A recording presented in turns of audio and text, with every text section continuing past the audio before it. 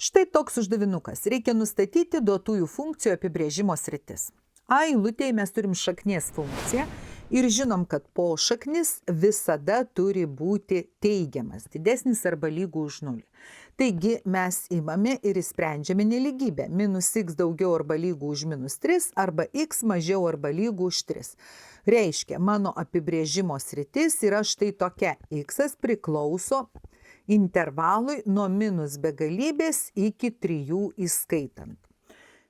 Šis uždavinukas vertas 2 taškų. Pirmasis taškas už teisingą nelygybės sudarymą, antrasis už gautą teisingą atsakymą. B eilutėje jau turim logaritminę funkciją. Po logaritmų esantis reiškinys būtinai privalo būti teigiamas. Įskaidau daugikliais 5 minus x, 5 plus x daugiau už 0. Ir dabar reikia pasirinkti kažkokį tai sprendimo būdą. Čia galima įvairiais būdais. Galima grafiškai, galima sudaryti nelygybių sistemas. Aš spręsiu intervalų metodu.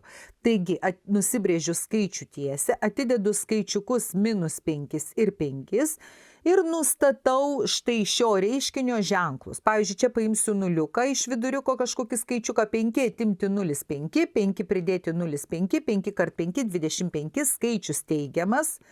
Čia galiu paimti, tarkim, šešetuką arba 10, pavyzdžiui, 5 atim 10 minus 5, 5 pridėti 10, 15, minus 5 kart 15 gausiu sandaugą neigiamą. Na ir čia paėmus taip pat kažkokį skaičių, tarkim, minus 6, gausiu sandaugą neigiamą. Kadangi mūsų prašo daugiau už 0, mūsų prašo teigiamų reikšmių, tai yra vat štai šitas intervalas.